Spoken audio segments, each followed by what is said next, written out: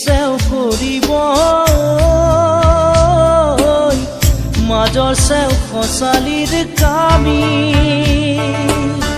চাৰিজন মানুহে কান্ধত তুলি নিব চাৰিজন মানুহে কান্ধত তুলি নিব নৈৰ ঘাটলে বুলি মোৰ মনাই ঐ নৈৰ ঘাটলে বুলি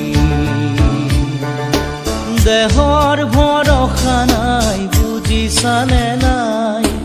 দেহৰ ভৰসা নাই বুজিছানে নাই আজি হাঁহি আছো